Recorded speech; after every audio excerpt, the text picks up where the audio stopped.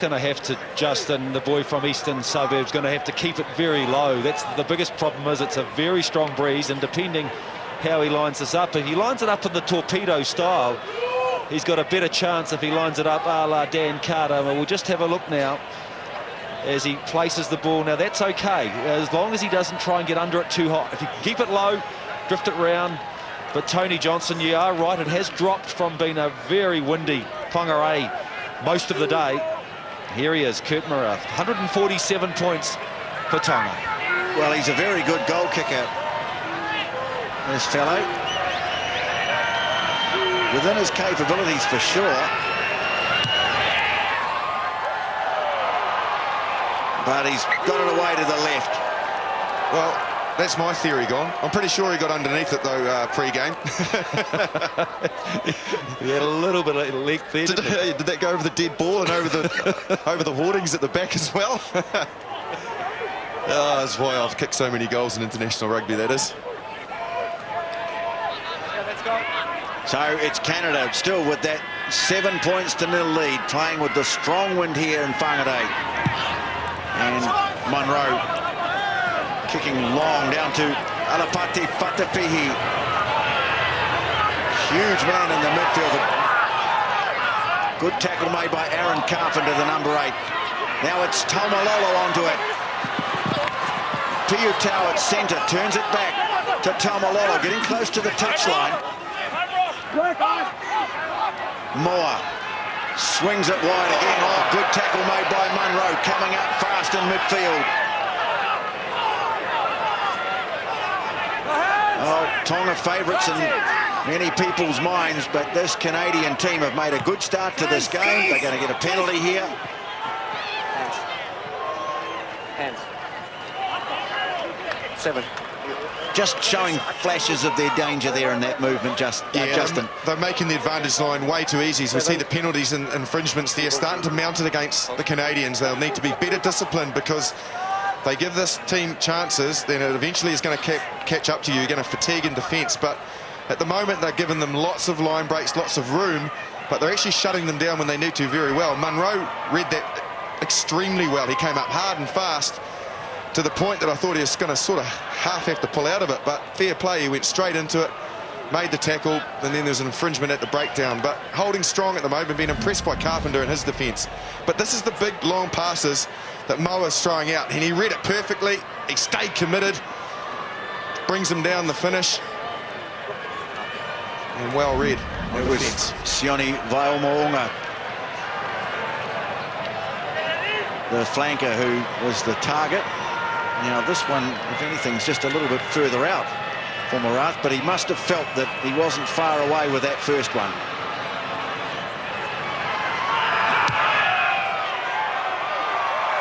Well, this one he's pushed away to the right, so that's one each side. And the score remains 7-0 Canada.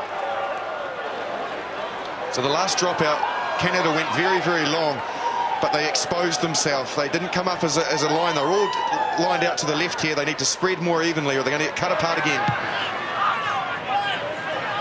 Munro, and again it's Fatafihi running it back and snatching at it. Falau and Canada, well, that's bonus possession for them. Now Canada are a little untidy, so they'll come back. First infringement. Sami Vahofalau, and who played in New Zealand for the Blues and the Highlanders. He's been playing for Béziers in France in the 2nd division. It was a punishing runner, but that time rather snatching at the pass. Yeah, it was Fatafihi, though. He went the wrong way. As I said, as we see it here in this picture, the ball went down here into that left-hand corner. All the space as we look at it, out to the left or right, that far side of the field. Fatafihi needed to go out there. He really put Vainikolo in trouble. He didn't want that ball, I don't think, and it showed.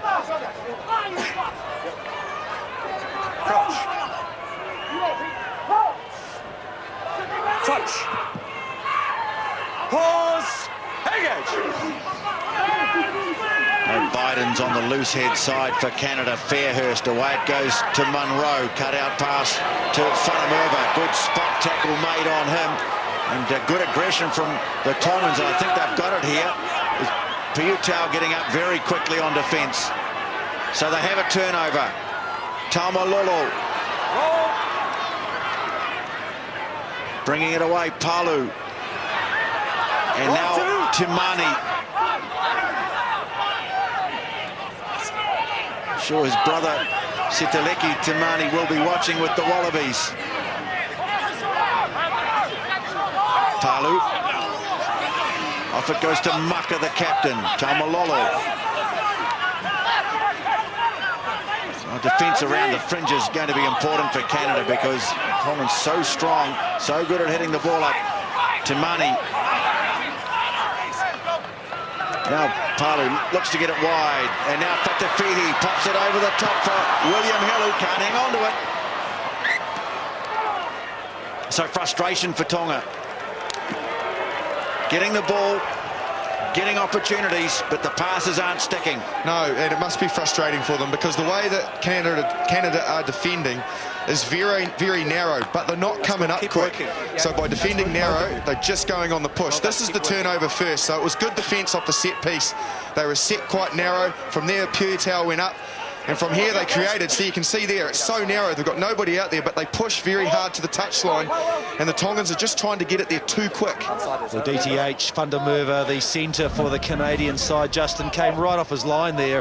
He didn't need to, it was already covered, so some real problems there in the midfield for Canada on defence, and Tonga have got to be good enough to expose them. Pause. Engage. Head to head, number one. Number one, head to head. Head to head. So that's the second penalty against Taumalolo at scrum time.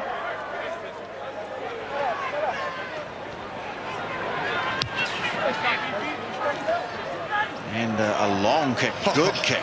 Yes, from Ander Munro has pushed them deep into the 22. I know he's got the win, but he had no angle whatsoever.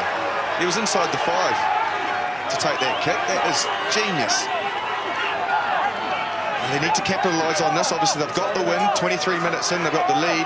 But any chance down here, they need to build pressure and get points. Yes, the more they can make Tonga chase in the second half, when the Tongans will have the breeze, the more difficult it's going to be. The more pressure on them. Riordan finds Cudmore, and they move it quickly out into centre field where Aaron Carpenter's there. Now the switch of direction. Fairhurst away to Pritchard, up from fullback, getting close to the touchline. But Kleberg has done well to keep it in. Fairhurst, off it goes to Munro. Loose ball, but snapped up by Carpenter. Tries to drop it off of Fundermerva. They were offside. It'll be a penalty kick at goal right out in front for Canada. 12-12. Well, we could see there the contrast in defence. The Canadians, as we've mentioned, are pretty lateral. They're happy to let the Tongans come at them. They're big men. They don't want to create a confrontation if they don't need to. There, the Tongans are coming up very quick. What's their line speed here? This is a good view of it. It's another bounce pass that creates the opportunity for an overlap, but they come up so quick. I'm not sure who that player is. Yeah, in fact, it's Puetau who actually shuts it off because they had numbers on the outside, the Canadians. Yeah, a little bit risky, wasn't it? You have to make sure if you're going to come off your line, you've got to make sure you put the hit on.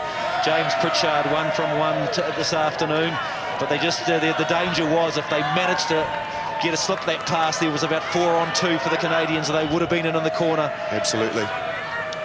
So Pritchard from very handy to the post, no problem, and Canada lead by 10-0.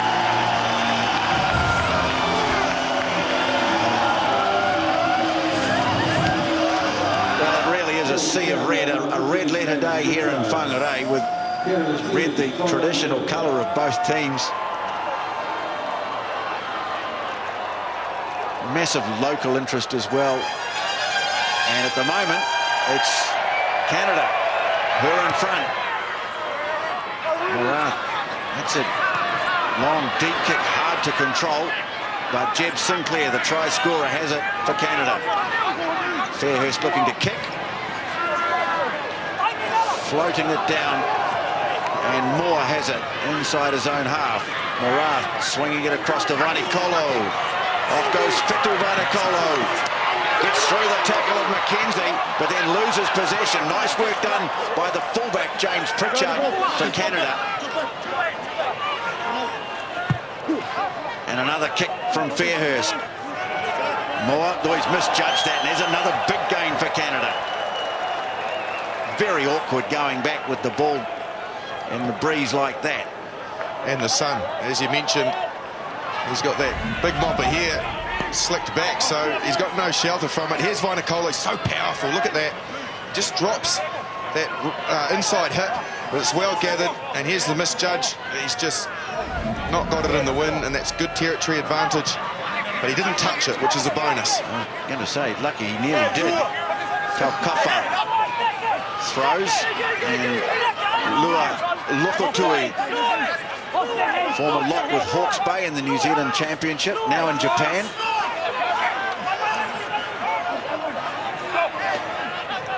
Moore gets it wide, and into a bit of space goes Piutau. They're rushing up very quickly, the Canadians, and it's getting them into a bit of trouble. Helu just losing his footing. And Canada getting numbers there to drive over it, and offside, Whakawhihi. Well, they recovered that very well, Canada. They're darting up on defence, and they are leaving some big space. Well, it's just, they're so narrow. I can't understand actually why they didn't. To describe it out there for you people out there, basically as a backline, you work together, so you stay with the man who's inside you. You move up only when you can see him slightly ahead of you. They're just all disjointed and all over the place. They're opening up massive opportunities for the Tongans on the outside. Luckily for them at the moment, the Tongans just can't hold on to the ball. So what Justin's saying, right, basically is that if they get a missed pass and they're around that centre position, they're going to be away all the time. And this will be a fantastic angle to look at it. Look at the centre that just came straight in off his line there. And that's just created that huge overlap. That could happen all the time if they could execute the pass right. Yeah, and Munro was defending at centre for some reason, and he came out all out of line. So not great defence. They got away with it, but they're going to have to be better disciplined or they'll find themselves being cut apart all day. Well, they recovered well, but they don't want to be scrambling all afternoon. And now the ball's being picked off by Lukotui, who's showing out well in the lineouts. Palu has a look at the short side, but now I think the skipper wants to take over. Canadians, though, defending this close quarter stuff pretty well. Mucker again, Tomalolo. You can see the Canadians ready to get off the line quickly, try and stop the advance before it gets to the advantage line. Moore now swings away, Whakawhihi, and it goes to Morath. Monikolo again in a bit of space, and he's going to have Mackenzie on, turns it back in field. Whangarei makes the tackle. And a little knock on in there. And that pass to Tani Alamoa, he turned his head. I think the pass might have taken him right in the face. Well, that was all to do with Whangarei. His defence was great. This is the lost line out. It's a superb throw. The Tongans did very well to defend that and read it. From there, this is the attack. But watch Whangarei. You can see him. He's the blonde-headed guy a second from the end. There's two blondies out there. But watch the work he does on the inside. He comes across, makes the tackle, and look at the nuisance he makes of himself at the breakdown. He's still in there. He fights, and that eventually creates all the mayhem for the Tongans that creates then the turnover. They're very good, aren't they? There's the frustration there from Tani Alamoa, the first five. They're very good in the breakdown, in the tackle, where the contact is made. The Canadians are going straight for the ball. Deliberate tactic, successful because they're getting the put-ins. Well, there's a change had to be made here. I think it might be a blood bin. Pat Riordan, the captain of Canada, is off, and Ryan Hamilton, 16, to play his 5th test, the man from Edmonton. I don't want you to go too far. Shoulder out. Ah, yes. That's a blood bin. Yeah, that warrants the ability to leave the field with a little bit of blood. They'll fix that up, though. He'll be out there pretty smartly. Crouch. Won't be the last blood spilled out here this evening either. Oh, it looks as though it could be the missed 2 on here, Justin. As though they're looking, could be direct to Whangarei. So Fairhurst to Munro. No, he puts it high. Mackenzie giving chase. Again, awkward for Tonga. And getting in each other's way a bit, but Morath comes away with it. Canada swarming through on Helu, who's tracked across from the far wing. Push back. To Mani. But they were offside around the fringes, Canada. Short offsides. First two.